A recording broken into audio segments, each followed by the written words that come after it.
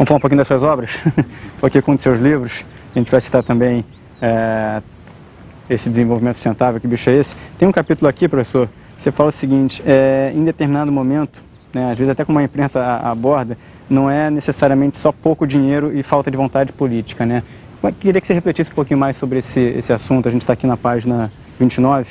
Podemos perceber até aqui que não há soluções simples para a questão ambiental. Não basta dizer, por exemplo, como às vezes a imprensa tem feito, que com relativamente pouco dinheiro e vontade política seria possível resolver os problemas ambientais. Realmente não é só isso, né? É preciso... No nosso caso, acho que o que tem acontecido é o seguinte: grande parte dos conflitos ambientais entre empresários que querem fazer investimentos que são importantes, etc, etc, e o papel do regulador, do fiscal, do outro lado, ele se deve em grande parte, provavelmente, a uma falta de clareza inicial sobre a qualidade dos estudos que têm que ser apresentados. O que aconteceu foi que, como no passado as empresas puderam quase que burlar isso, por exemplo, passa a se exigir o que a gente chama na linguagem aí, EIA-RIMA, né?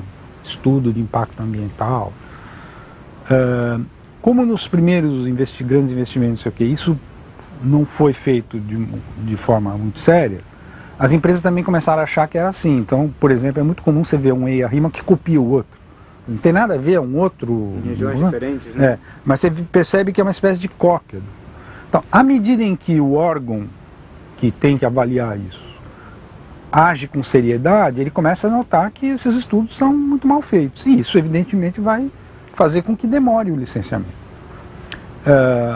Tem problemas do lado do governo, com certeza, deve ter, mas o fato é que hoje, eu acho que a grande questão para agilizar os licenciamentos está muito mais no fato de que os empresários precisariam ter consciência de que esses estudos têm que ser feitos com mais seriedade. Nesse sentido, a indústria sucroalcooleira está caminhando mais, está evoluindo mais? Os mineiros perceberam que a falta da água é realmente necessária para a preservação da Mata Atlântica? Você percebe nesse setor algum tipo de evolução? Né? A primeira coisa é o seguinte: o setor não é nem um pouco homogêneo, mas na parte mais avançada, eu posso até dar um depoimento pessoal aí importante. Quando eu voltei do exterior, porque eu fiquei muito tempo no exterior como exilado, e quando eu voltei, uma das primeiras coisas que eu fiz, um dos primeiros trabalhos que eu fiz, foi justamente um trabalho de pesquisa na área canavieira de São Paulo.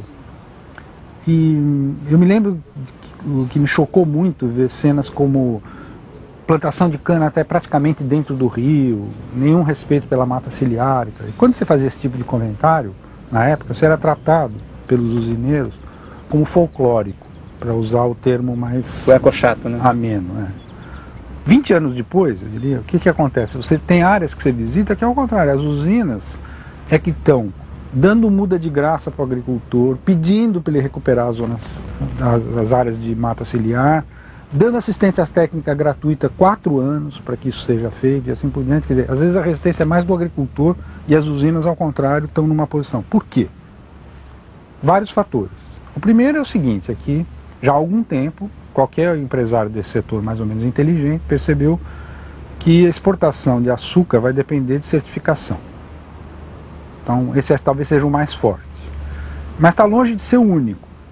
Ao mesmo tempo, a fiscalização do governo do Estado de São Paulo, vamos dizer, pela evolução do sistema ambiental todo, então o papel do que o Estado teve nisso, né, de fazer cumprir a lei, etc., também mudou muito. O papel dos promotores no interior, promotores que se especializaram na questão ambiental, foi absolutamente decisivo. Mas tem um outro fator, que é o seguinte: o usineiro que eu encontraria hoje, porque o usineiro que me chamou de folclórico quando eu reclamei que ele não estava dando atenção à mata ciliar, era um outro personagem. Hoje o que você encontra é uma geração bem diferente, de pessoas que estudaram na Fundação Getúlio Vargas ou na USP ou em outras faculdades, e que durante o curso tiveram de um jeito ou de outro confrontados a essa discussão que nós estamos fazendo aqui. Quer dizer, eles não são pessoas tão ignaras, vamos dizer, como eram. Nesse sentido, para onde que está indo esse conhecimento? Quer dizer, a formação em diversas áreas dentro da área ambiental tem surgido com cada vez mais força, né? Na sua opinião, para onde é que está indo esse conhecimento aplicado do ponto de vista de preservação do meio ambiente num país como o Brasil? É muito difícil de você observar porque as empresas estão tendo ao mesmo tempo um comportamento muito oportunista em relação a isso, né? A hora em que perceberam que isso poderia ser interessante ser usado só como marketing, passaram a ter. Mas também é positivo, mesmo quando elas entram por esse lado oportunista, porque abre a possibilidade de elas serem cobradas. E o que acontece, nem todo mundo percebe isso, é o seguinte, principalmente quem se acostuma muito a reclamar das empresas, é assim, a empresa, ao contrário, é uma coisa que se adapta com muita rapidez quando o consumidor, o cliente, exige alguma coisa. A capacidade de uma empresa se adaptar é muito maior do que qualquer coisa do lado do Estado. Então, quando você percebe uma empresa fazendo alguma coisa muito errada, é melhor, em vez de xingá-la, de pensar, bom, quem são os clientes? Quem que está... Quer dizer, no fundo é o seguinte, se nós não fôssemos tão coniventes com as coisas erradas que as empresas fazem, elas já teriam evoluído muito mais. Todo problema classificado hoje como ambiental envolve uma capacidade das pessoas de discernirem e de entenderem o que um perito fala. Por exemplo, todos esses conflitos, etc., envolvem audiências públicas. Mano, uma audiência pública, se você leva um perito que já fala complicadíssimo, coisas complexas, e pessoas que não tiveram educação científica nenhuma, é muito difícil que a audiência pública seja crível.